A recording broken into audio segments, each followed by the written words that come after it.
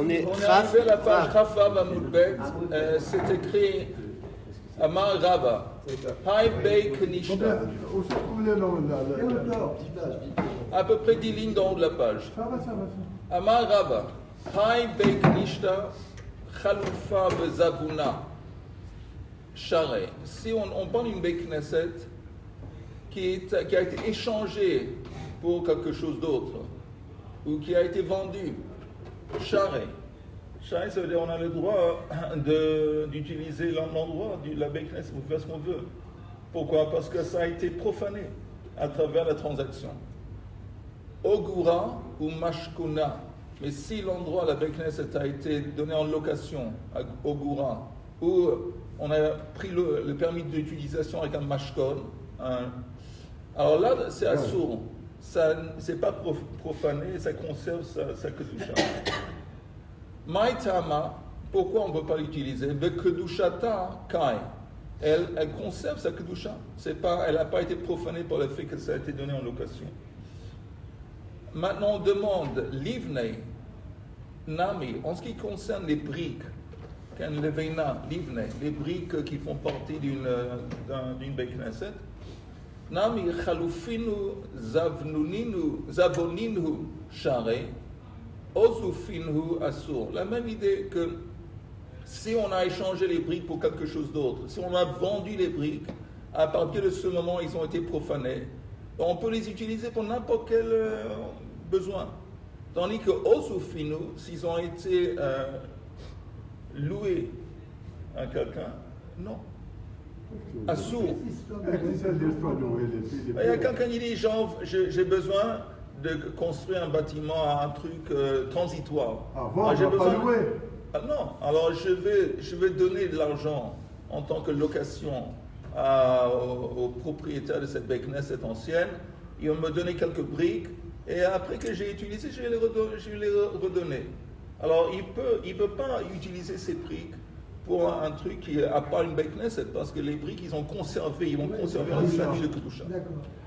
Hanemile, tout ça, ce qu'on vient de dire, Be'atikta, ça concerne seulement des briques qui viennent d'une Bei Knesset qui est ancienne, ça veut dire utilisée. Plus en état on parle de briques qui ont été déjà, qui font partie d'une Bei Knesset qui existe. Non, mais c'est des synagogues qui sont tellement anciennes. Non, pas anciennes. Ça veut dire qu'il y a des briques qui font partie d'une Bei Knesset utilisée. On mélange un petit peu de choses. Ouais, le côté matériel, la brique, un objet comme ça banal, et la kedusha qui est dessus. Mais le problème c'est que cette brique, elle a été abîmée, elle a été utilisée. Elle a été rejetée. Non, il faut savoir que si quelqu'un est intéressé à prendre ces briques pour les utiliser, ça laisse entendre que les briques ils sont dans un bon état. Sinon, il va pas se casser la tête pour les louer ou pour les acheter ou je sais pas quoi. Aval, bechadata leit lanba. Si on parle de briques qui sont nouvelles, c'est quoi nouvelle? C'est des briques qui sont destinées à être utilisées dans une Bei Knesset, mais qui n'ont pas encore jusqu'ici, ils n'ont pas été introduits dans le mur d'une Bei Knesset. Quelqu'un a fait des briques dans le but, qui vont être utilisées, mais ça n'a pas encore été utilisé. Ça s'appelle nouveau. Ce principe ne s'applique pas. Même selon l'opinion qui dit que hazmana, c'est quoi une hazmana? Mettre quelque chose de côté pour un but. Ok, je dédie cette chose, ou je mets ces choses, elle est destinée, cette chose que j'ai construite est destinée pour tel et tel but. Alors si tu dis hazmana milta, c'est le moment que tu l'as destiné, disons, à un but qui kadosh, cet objet que tu as construit pour un but qui kadosh, il est imprégné de kedusha, ou il a reçu une espèce de statut de kedusha. Ça s'appelle hazmana milta. Le fait même de dédier pour consacrer pour cette utilisation, c'est déjà suffisant pour donner un statut de kedusha à la chose. Mais il dit même selon cette opinion, hani mile kegon haoreg beged lemet. Ça s'appliquerait par exemple à quelqu'un qui est en train de tisser un linceul Un linceul, on dit. Un Un linceul pour recouvrir un mort. Oui. Alors, s'il a fait le linceul c'est comme un habit qui est prêt à porter, prêt à mettre. Alors ça, tu peux dire que quand tu l'as fait et tu l'as destiné à cette utilisation, à partir de ce moment, il appartient aux morts.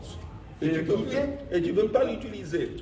Non, oui, c'est pareil. Par exemple, c'est important, mais un habit quelconque qu'on met qui est destiné à couvrir le mort. Alors ça marche, Hazmana Milta. Mais, à Valhacha, quand tu parles de briques, c'est différent. C'est comme si on parle de fil qu'on va utiliser pour tisser le linceul. Et là, Hazmana, ça ne marche pas. Il y a apparemment une distinction entre quelqu'un qui veut consacrer un objet qui est déjà fini, complété, qui peut être utilisé.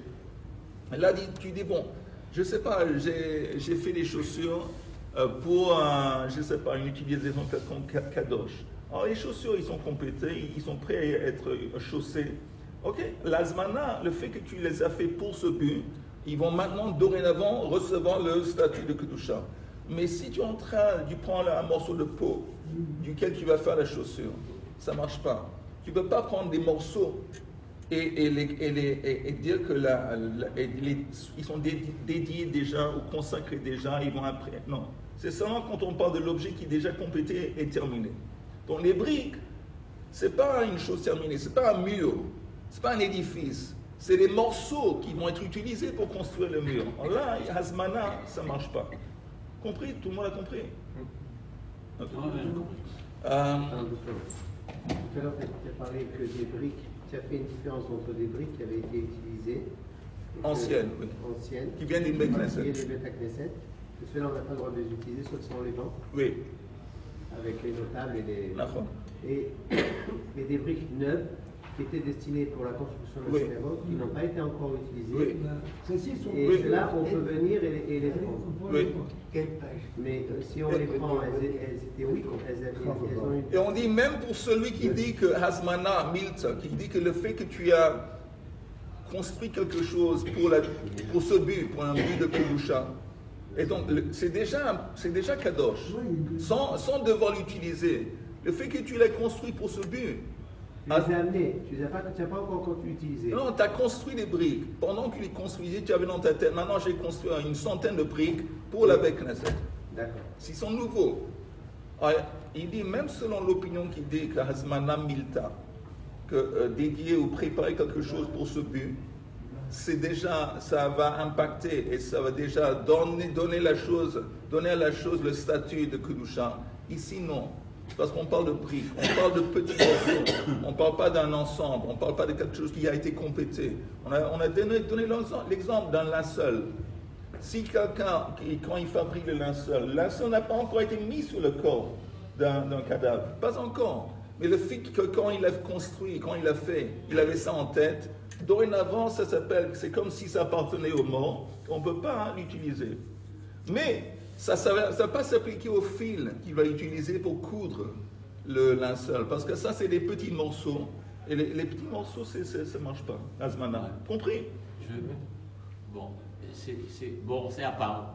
Vous allez m'engueuler, certainement. Chas fait shalom. Un petit peu, vous allez voir. Ok, Brined, on va voir. Respirez. T'as déjà ton bouclier. Non, je veux dire que le risque, c'est du commerce illégal. Je veux dire que n'importe qui peut dire ça provient de tel endroit, etc. Je pense à une chose qui n'arrive. Bon, allez voir. Vous parlez de linceul. Il y a, bon, tout le monde est plus ou moins courant. Il y a des objets. Ça n'appartient pas à notre communauté. Des objets qui pour certaines spiritualités sont saints.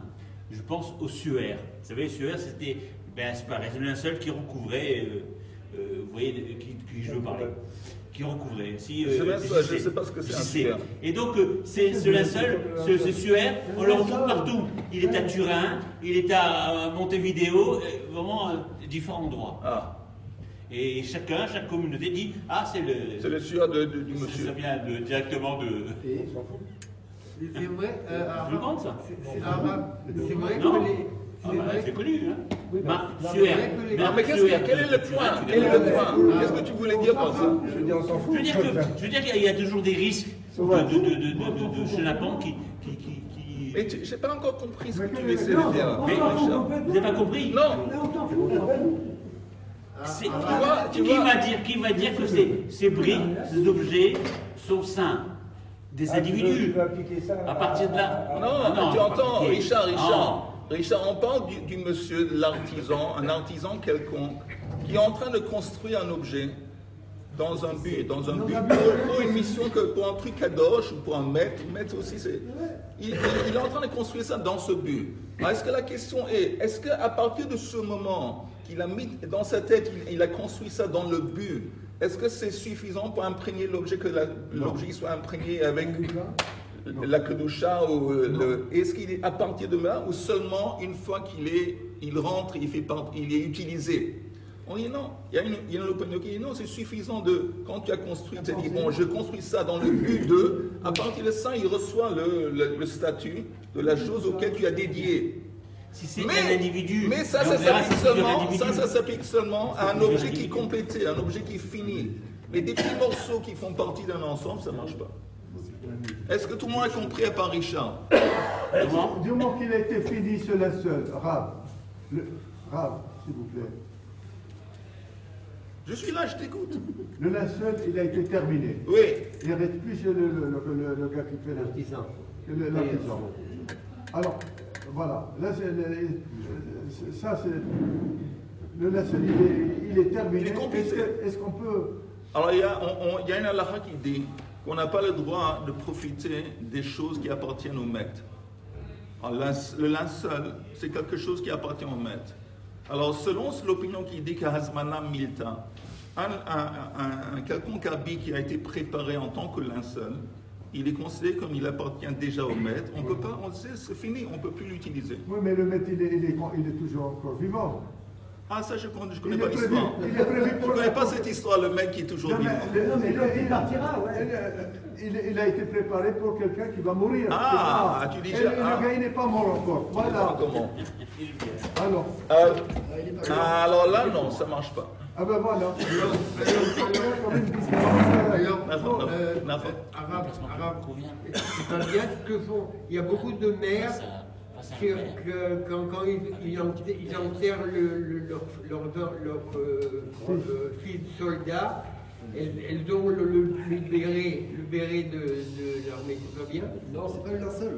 Que la mère porte le béret du fils. Des fils. Quel est le problème? Ça fait partie de son. Non, c'est pas l'habit pour le bébé. Non, parce qu'un béret ou l'uniforme du soldat, ça ne fait pas partie de c'est pas normalement ce qu'un mort il est censé être vêtu avec le. C'est pas ça fait pas. Ok, on continue. Il n'y a pas quelque chose de plus gai? אבל אחר כתבו להריג דמים בלקה. למאן דאמר, la Gemara demande Matana. Maintenant on dit Matana. Qu'est-ce qui se passe avec un cadeau? On avait fait une distinction en disant que le Knesset, si elle est vendue, si elle est échangée, elle est profanée. Il faut juste préciser, elle est échangée ou vendue par les 7 notables dans la présence de la ville. Il faut juste préciser ça. Mais maintenant, qu'est-ce qui se passe avec une matana? Est-ce que quand on donne, disons on donne une Beit Knesset, c'est un don. Je te donne la Beit Knesset et maintenant dorénavant elle est à toi. Alors est-ce que ça veut dire qu'elle a perdu elle a été profanée et la personne qui reçoit la Beit Knesset, il peut en faire ce qu'il veut? Ça c'est la question. Quel est l'impact d'un cadeau, d'un don vis-à-vis de la possibilité de profaner la Beit Knesset? Il faut passer encore dans les notables et les gens de la ville. Des parties de la Beit Non, on parle de la Beit Knesset en entier. Pas par exemple que la Teva. Non, la Beit Knesset en entier. Mais il faut passer encore par les 7 notables et les gens de la ville. On peut le faire si on ne veut pas recevoir d'argent. Oui. Bon, Rachid dit que c'est les habitants de la ville, ils se sont mis ensemble, d'accord, de donner cette Beit Knesset en tant que don. c'est pas un individu parce que ça lui appartient pas, mais c'est une Beknesset qui appartient à la ville et dont les représentants de la ville entière, ils ont décidé, bon, on va donner cette Beknesset en tant que don à quelqu'un. Pligeba Rav Acha Rabina, c'est une marloquette. Chad Asar Chad Shara. Il y a un qui dit que c'est interdit. Tu ne peux pas l'utiliser cette Beknesset en tant que ce que tu veux parce qu'elle a conservé son statut. Chad Shari. Et l'autre, il permet, il autorise. Celui qui a reçu cette Beknesset en tant que don, il peut en faire ce qu'il veut. Mande Asar Behai Tipaka Kedushata. Celui qui a interdit dit, mais est-ce que c'est à travers un don que la Kedusha va être profanée? Normalement, comment ça se passe une profanation? Comment ça se passe une profanation? C'est un échange. Par exemple, l'argent. L'argent, tu vends une Beknesset et il y a de l'argent qu'on reçoit. Alors, là aussi, il faut faire une précision vis-à-vis de ce qu'on avait dit hier. Vous entendez? On avait dit hier que si il y a une Beknesset qui est vendue par les 7 notables devant la ville entière, alors elle est profanée. Mais ce n'est pas seulement la Beknesset qui est profanée, c'est l'argent aussi qui est profané. Ça veut dire que c'est fini. Il n'y a plus de Kedusha, ni dans la Beknesset, ni dans l'argent. Ça, c'est dans le cas où elle est vendue par les 7 notables dans la présence de la ville. Là, si elle est donnée, il n'y a pas d'argent. Attends une seconde.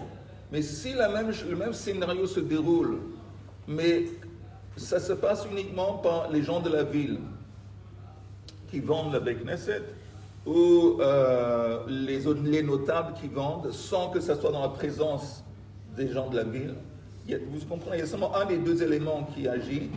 Alors là, la Beknesset est profanée, mais la Kedusha reste. Seulement, la Kedusha a été transmise à l'argent. C'est l'argent maintenant qui reçoit la Kedusha. Ça, c'est la différence. Vous avez compris la distinction, que si c'est une Beknesset qui a été profanée par les 7 notables dans la présence de la population, elle a été profanée à fond, même l'argent qu'on reçoit pour la vente, il n'y a pas de Kedusha.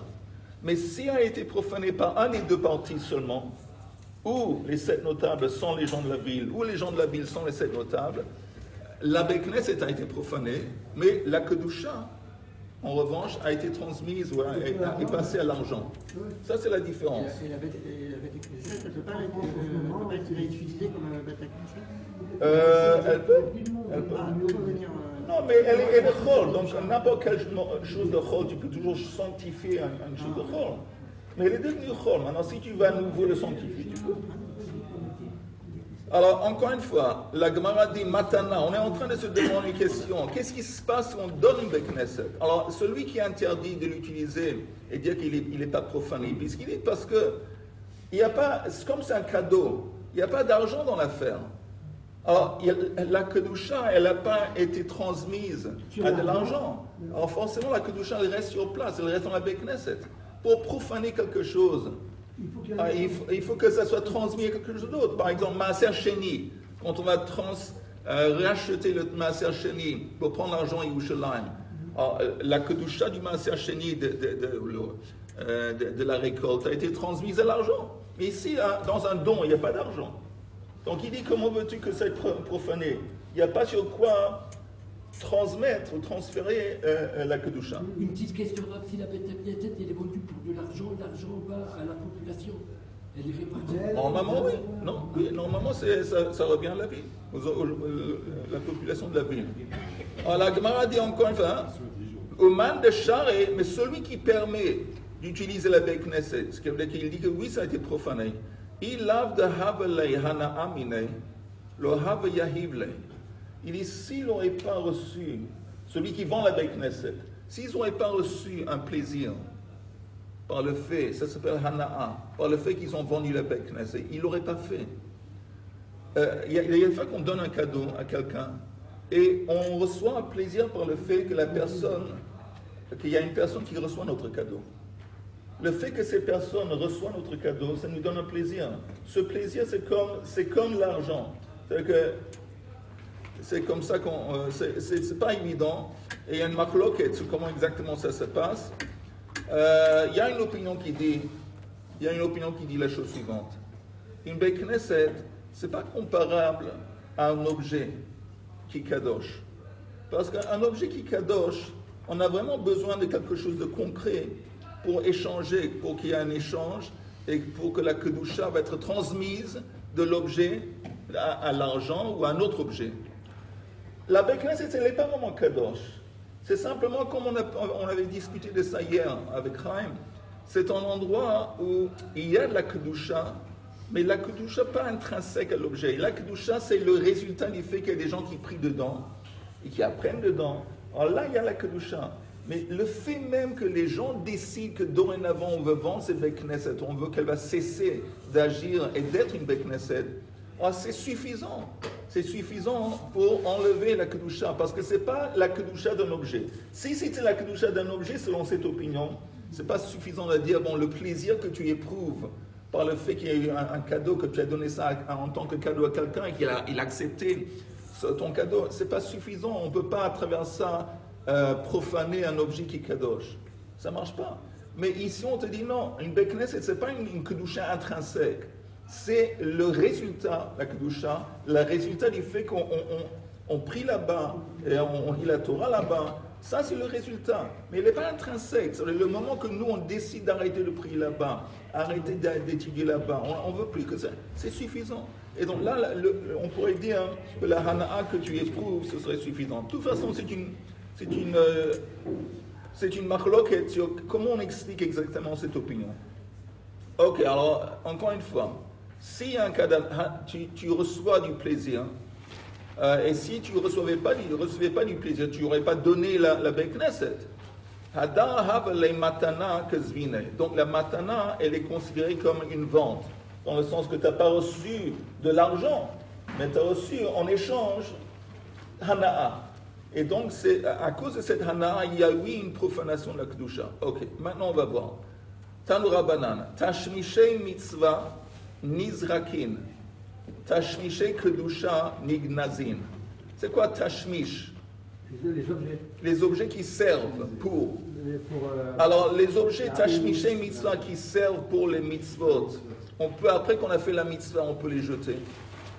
Et les objets qui servent pour la kedusha, on ne peut pas les jeter, on doit les cacher, on doit les mettre de côté. Geniza. On va voir tout de suite. Veiluhen tashmishei mitzvah. Ça, c'est la liste des choses qu'on utilise pour une mitzvah. Souka, lulav, shofar, tzitzit. Ok, ça veut dire que toutes ces choses, tzitzit, shofar, lulav, souka, tashmish, une fois qu'on a fait la mitzvah, il n'y a pas de kedusha intrinsèque, et on peut les jeter. Jeter, ça ne veut pas dire jeter à la poubelle, parce que ça, c'est un manque de kavod. Bon, on peut s'en séparer. Oui, on peut les mettre quelque part dans la poubelle. Il n'y a aucune kedusha. Veiluhen tashmishei kedusha. Et ça, c'est des choses qui servent la kedusha. On doit les mettre dans la gniza. Dluskamei. Dluskamei, c'est comme des récipients ou des boîtes. Hein?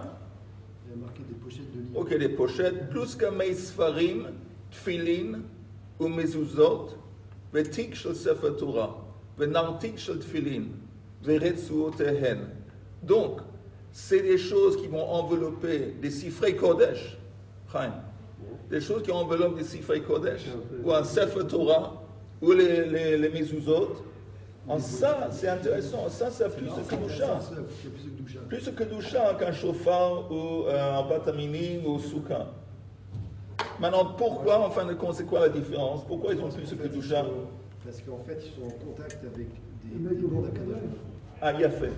C'est ça la différence majeure. Il a fait. Comme Yoel vient d'expliquer. Même le voile qu'on prend pour le Sefer Torah, pour lire, des fois. D'accord. On laisse traîner là.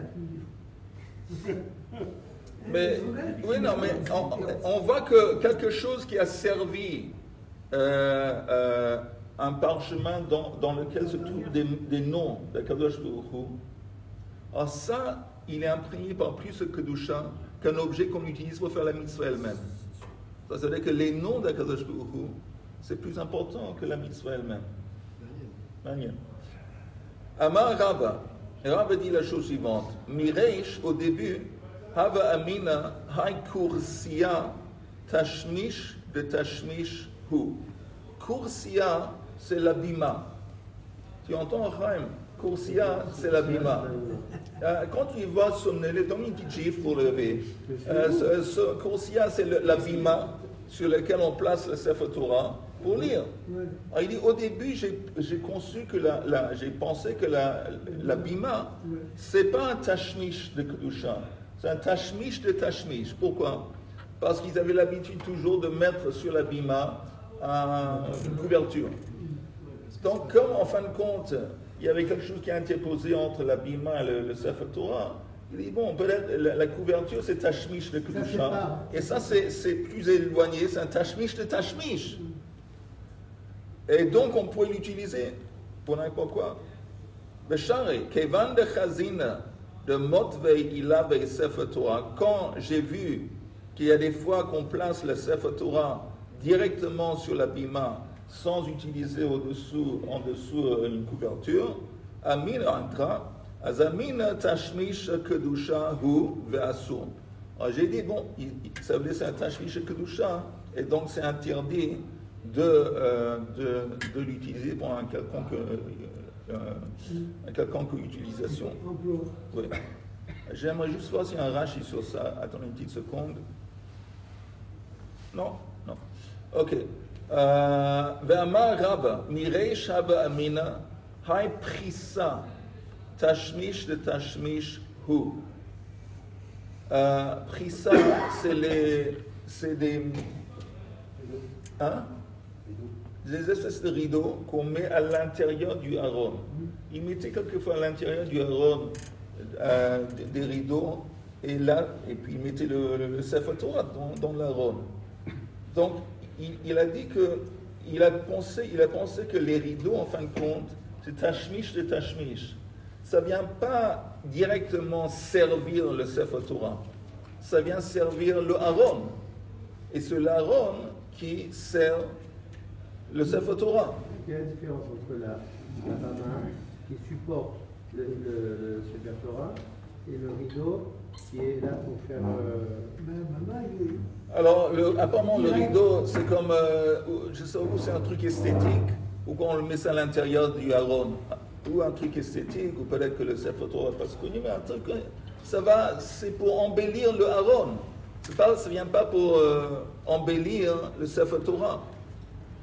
Donc, il dit, pourquoi on mettrait à l'intérieur d'un haron des rideaux sur les parois?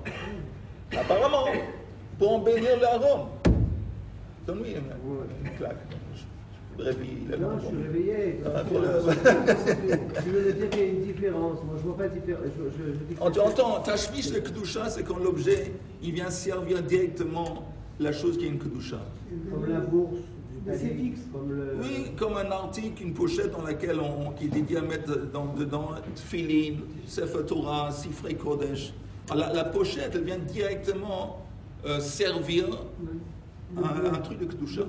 Mais les rideaux qu'on met à l'intérieur du haron, alors lui il a dit, au commencement j'ai cru comprendre que c'est tashmish de tashmish. Ça vient servir le haron, et pas directement le Sefer Torah. Et après il dit que... Il sert directement. Hein? Le haron, par contre, il sert directement. Oui, bien oui. Où est-ce qu'on met le Sefer Torah?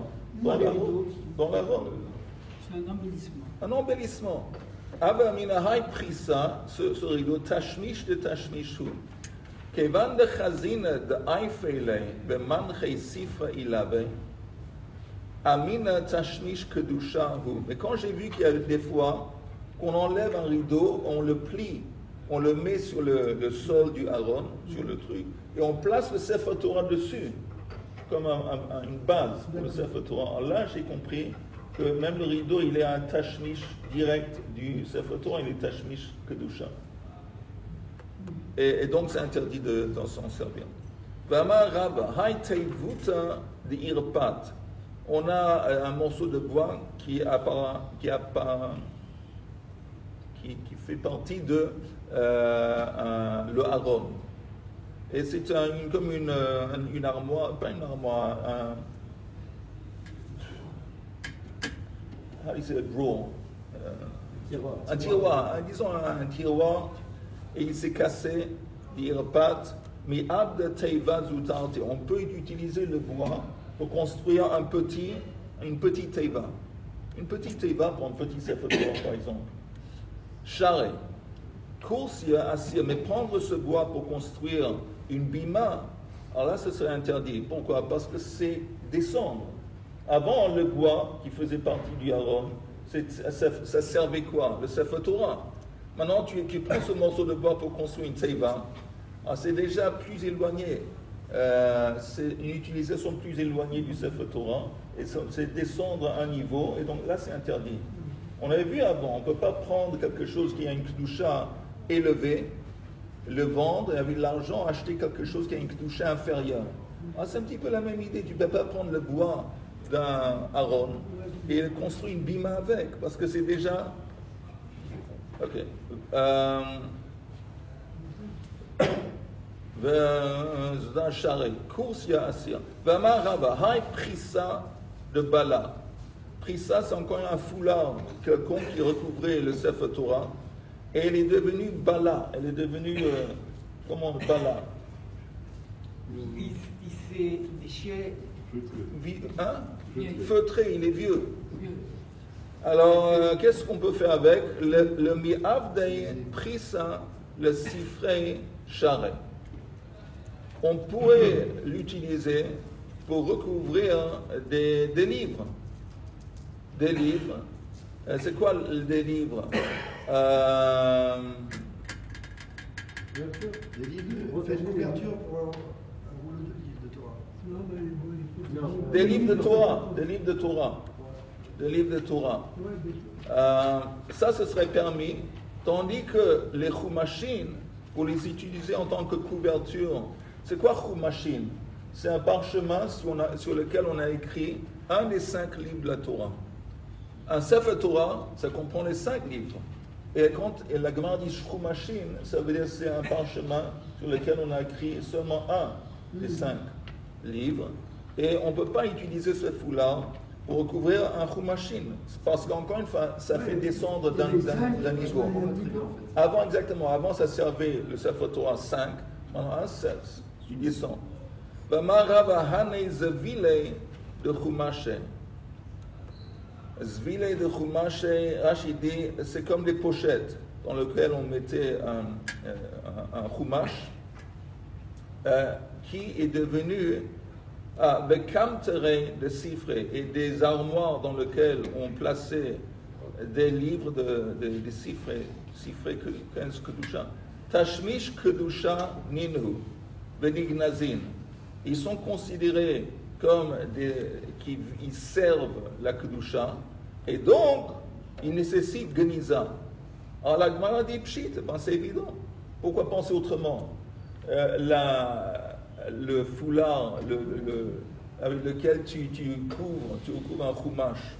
Ouais, le chumash, encore une fois, c'est pas le chumash qu'on connaît, c'est un parchemin sur lequel est écrit un des 5 livres de la Torah. Ça vient servir la Kedusha. Il y a des noms d'Hachem là-bas.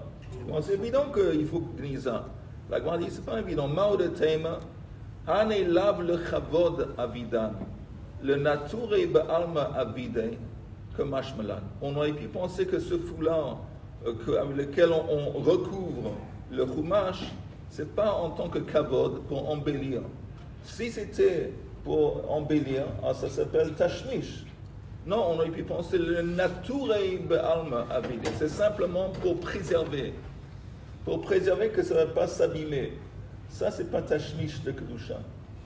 C'est comme si on met, je sais pas, on met un Sefer Torah dans une boîte quelconque pendant un voyage, on voyage avec. La boîte, c'est pas un tashmish de kedusha. Tandis que si on met le Sefer Torah dans une pochette habituelle, alors la pochette, elle sert en tant qu'embellissement. C'est pas simplement pour protéger. C'est aussi une extension, un embellissement du Sefer Torah. Ça, c'est tashmish kedusha.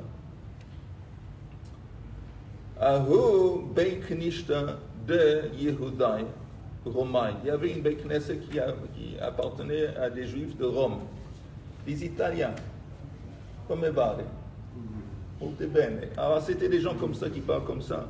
Ils avaient une Beit Knesset de Have Patiach lahu hidrona.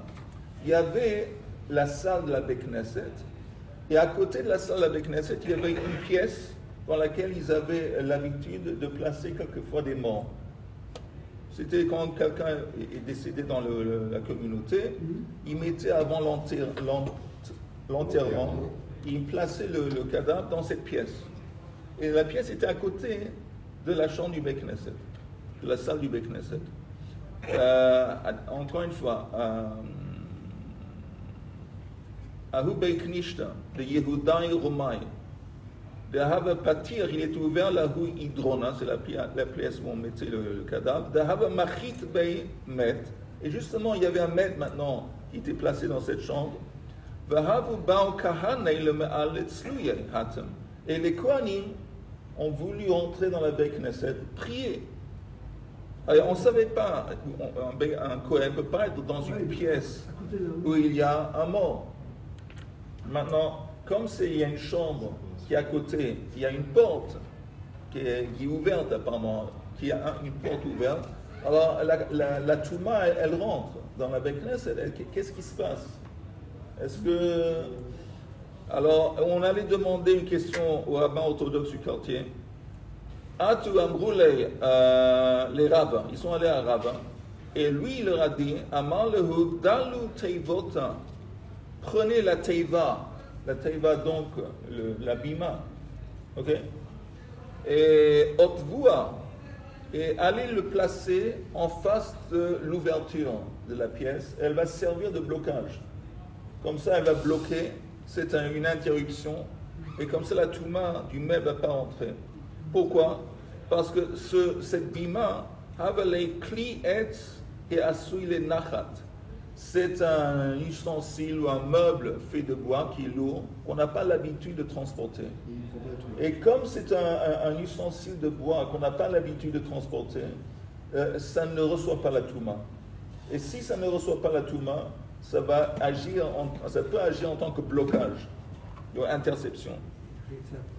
Le kli etz hi asui le nachat eino mekabel tuma vechotzetz ifne atuma. Amroulé, mais les gens de la Beit Knesset lui ont dit, Amroulé Rabbanan, les rabbins, veha zimnin de metaltelele qui manach sefer Torah ilave. Apparemment, il y avait des fois qu'ils avaient l'habitude de lui transporter la teiva avec le sefer Torah qui était placé dessus. Alors si c'est comme ça, ça devient un meuble de bois qu'on transporte quand il est plein et quand il est vide. Alors ça veut dire que si c'est un meuble de bois qu'on transporte, il va oui être susceptible à recevoir la touma et il ne va pas agir en tant que blocage. Alors Rabbi, quand il a entendu ça, il dit Ihachi lo efshar, on ne peut pas l'utiliser pour le bloquer. Amar Rav, Amar Marzoutra, mitpachot svarim shebalu. C'est encore une fois des foulards qu'on met autour de Sifrei Torah qui sont devenus vieux. Osinotan tachichim les met. On peut les utiliser en tant que linceul pour le mettre, qui va être tiré avec des anciens tachichim, des anciens manteaux de Sefer Torah.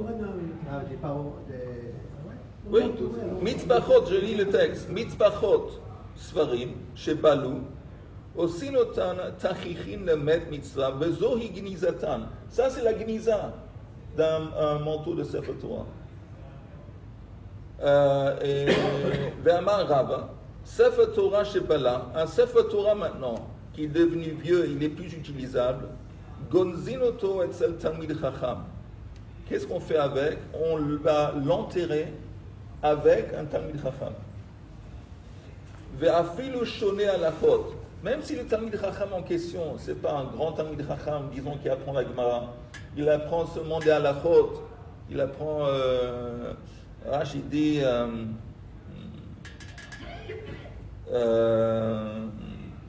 bas de la page, comme afilu lo shimesh Talmidei Chachamim ba'ashas ou ba'gemara, elle a Mishnayot ou Braitot. Il a seulement appris les Mishnayot et les Braitot. C'est quoi la différence, vous entendez, entre les Mishnayot et entre la Gemara? La Gemara, c'est un commentaire sur la Mishnah, sur la Braïta. Mais quelqu'un qui se limite à lire la Mishnah, d'abord, avoir une maîtrise sur la Mishnah, que vous sachiez, c'est un accomplissement d'envergure. Parce que c'est la base de la Torah chez Baal Peh.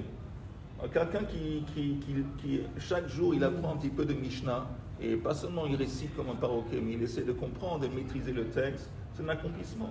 Quand il apprend la Gemara de facto, il apprend la Mishnah. Alors, quand il apprend la Gemara, il apprend la Mishnah, parce qu'il apprend la Mishnah en profondeur.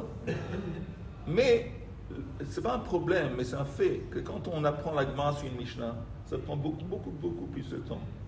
Donc quelqu'un, dans quelques années, il peut apprendre quelques masertot de Gemara, mais dans ces mêmes quelques années, il pourrait finir le chasse de la Mishnah.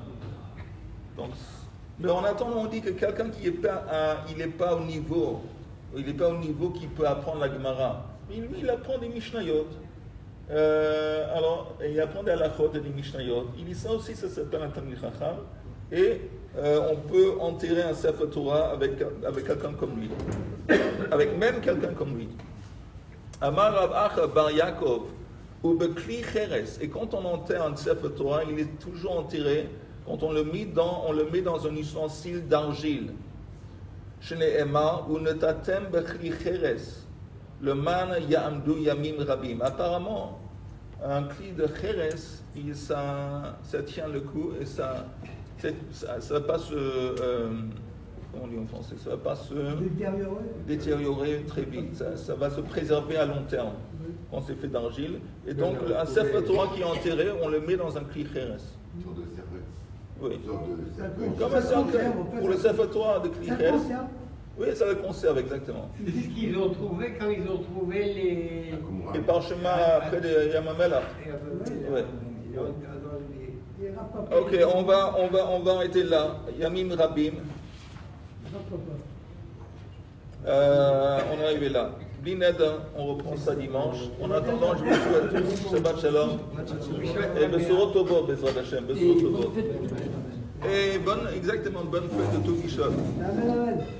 Je vous répète un truc, une chose importante, que le signe le plus évident, Chazal dit ça dans Masechet Sanhedrin, il n'y a pas de signe plus évident et concret que la Géoula vient que quand la terre d'Israël donne de ses fruits. Alors quand on va dans le chou pour acheter des fruits, on voit l'abondance qu'il y a. Alors là, on voit Baruch Hashem, on est en face de la Géoula. On est en train c'est une manifestation de la Géoula. Et donc, quand on mange les fruits d'Eretz Israël, il faut se rappeler de cette Baruch Hashem, qu'on a le mérite de vivre pendant cette période de temps et de participer à la Géoula d'Israël.